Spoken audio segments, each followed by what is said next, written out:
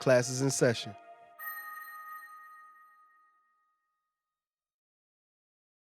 I think it comes a point in everyone's mind right before they have a good idea or right after they have a good idea. Okay. They look to the person next to them and they look to the person on the right of them as well, like left and right, and they go. And it's that 5 second window. Go, should I tell them what I just thought about? Mm. So, how do you feel about people telling other people their dreams? There's two things to that. On one side, I like this question. One side, it's like you don't tell anybody, you just do it. Mhm. Right? But then the other side of that, which we'll get into, is because you should just like but you risk when you do that. You have to be brave. You have to be really, really brave if you're gonna tell someone Mhm. because I think most of the time it's gonna be like that's silly.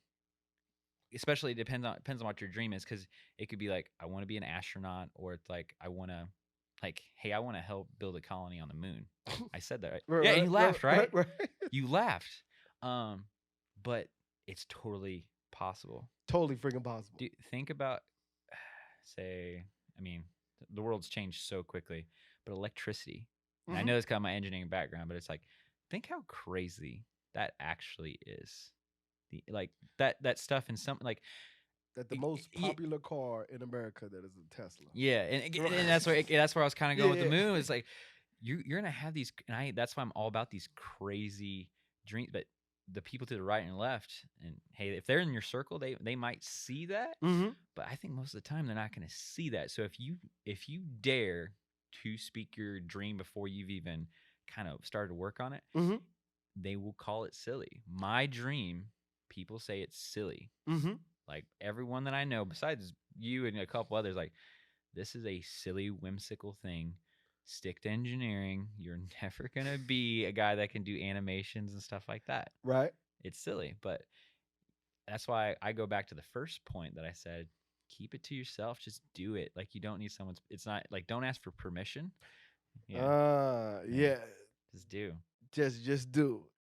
So I come from the same, I would say, belief that your vision is your vision, right? Like I'm not supposed to be able to see your vision because it was given to you, right? Like Yeah.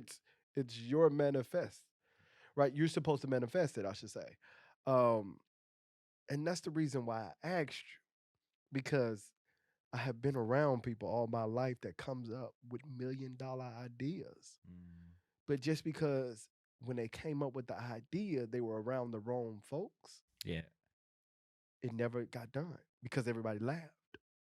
So I feel like if you're not in the place where you're comfortable with yourself and knowing that your ideas are not crazy, keep them to yourself.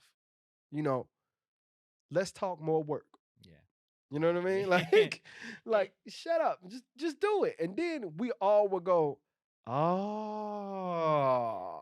And you said something Yeah. that was really important. I think is no one, me included, no one will care about your dream as much as you do.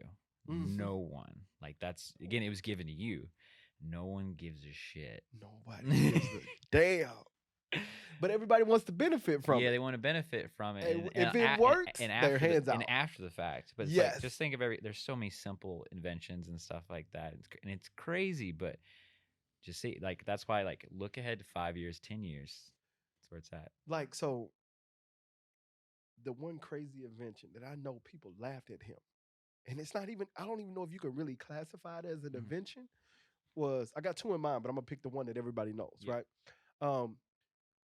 Everyone in the world, I'm gonna hope, had a cup of coffee or a Starbucks coffee. Oh, right. Yeah. Right. Yep. The little cardboard paper that goes around the Starbucks coffee was actually invented by a guy that just figured out like holding a cup of coffee was too damn hot. Yeah. So he cut this cardboard up and he actually patented it, and then Starbucks is actually paying him to use his patent. Yeah. Every time someone gets, it's like 5 cents or something. Yeah. But just imagine us sitting around drinking coffee, and I'm going, man, I'm gonna make this out of cardboard, and you going, what the hell are you talking about? Like, nobody's gonna do that. They're just gonna pick up napkins. Yeah.